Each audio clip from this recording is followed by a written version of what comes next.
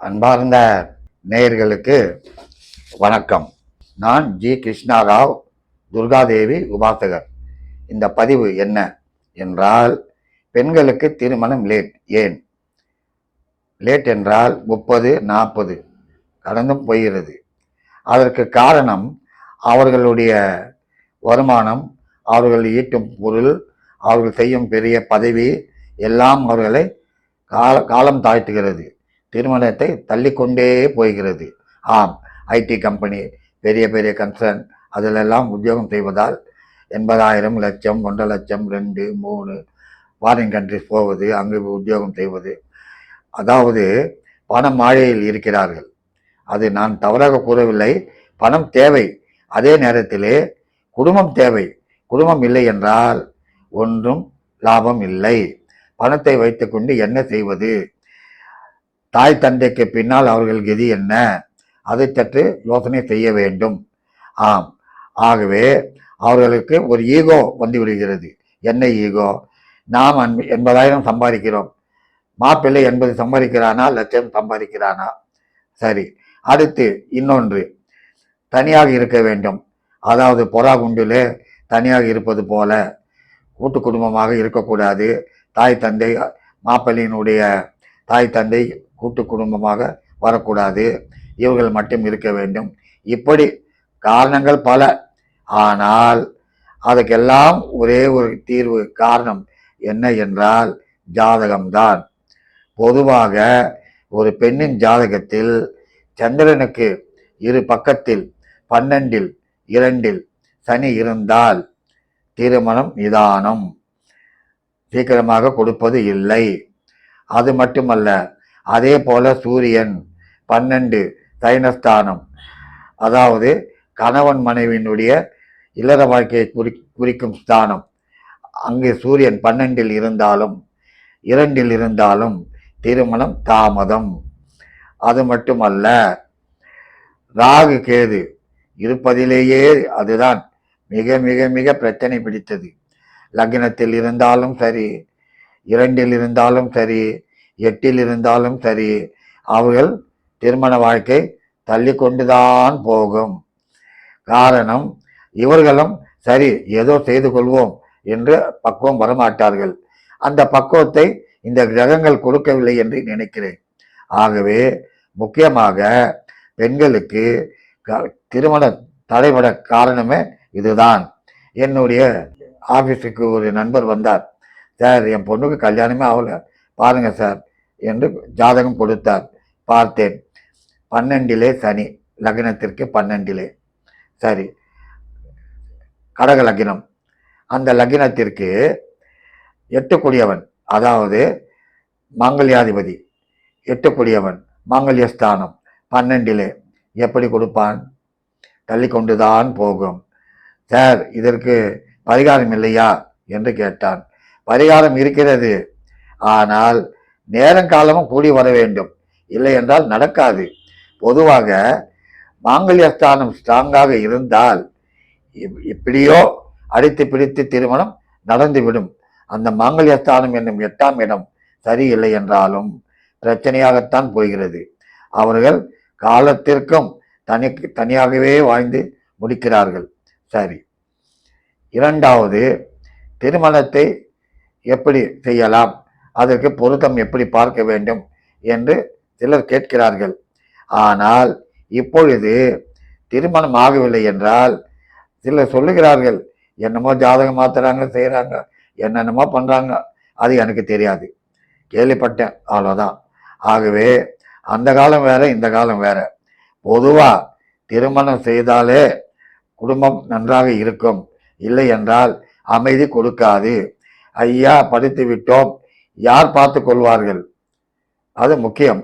சரி, இரண்டாவது, இந்த ஜாதகத்திலே பார்க்க வேண்டியது பூர்வீக புண்ணிய புத்திரஸ்தானம்.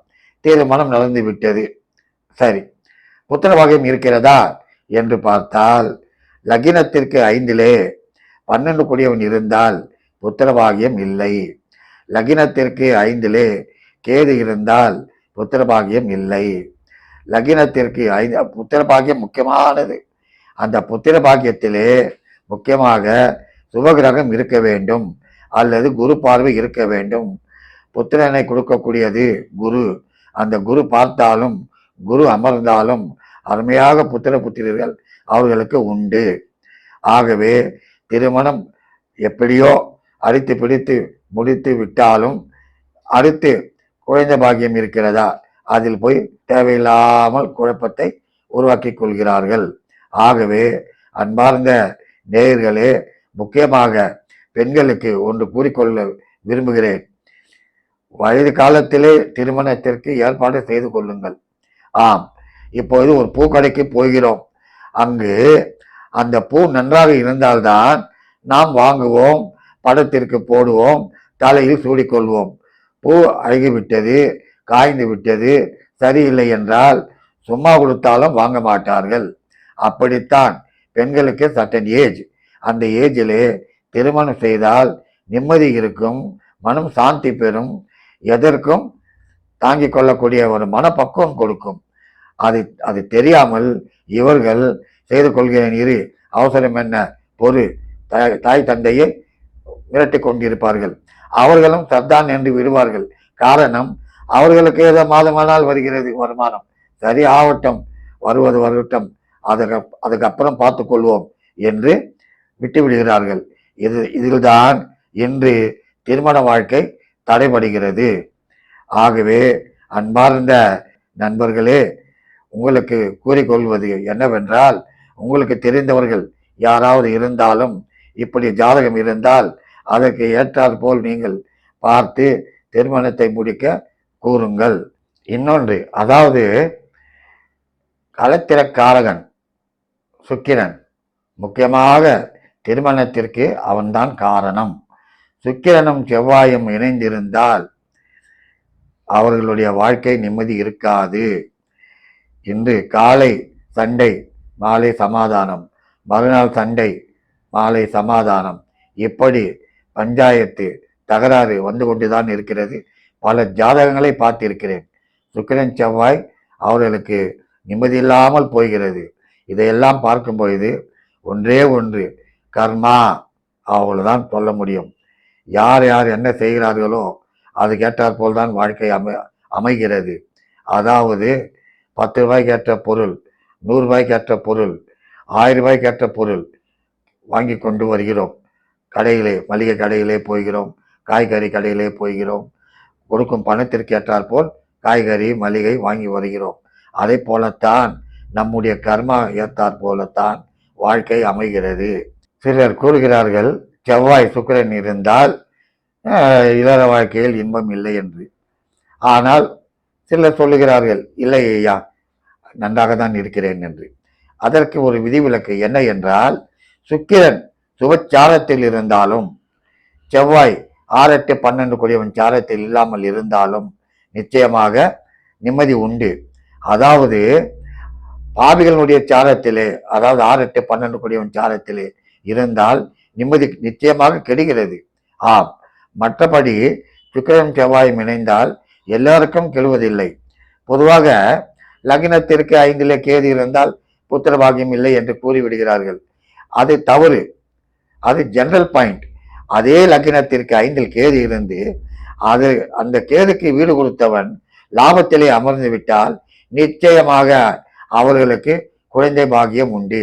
ஆகவே இந்த ஜாதகம் என்பது கடல். அந்த கடல் சாதாரண விஷயம் அல்ல. உள்ளுக்குள் என்னென்னவோ இருக்கிறது, நமக்கு தெரியாதெல்லாம் இருக்கிறது. அதை போலத்தான் சுக்கிரனும் செவ்வாயும். காரணம், சுக்கிரன் காமன், அதாவது அவன் ஆசையை தூண்டுபவன். செவ்வாய் நெருப்பு, ஆசையை அணைத்து விடுபவன். ஆகவே தான் சுக்கிரனும் செவ்வாயும் சேர்ந்தால் பிரச்சனை, இல்லற வாழ்க்கை இன்பம் இல்லை என்று கூறுகிறேன். ஆனால் அவர்கள் ஜாதத்தில் நன்றாக அமர்ந்து விட்டால் பிரச்சனை இல்லாமல் போகிறது. நன்றி, வணக்கம்.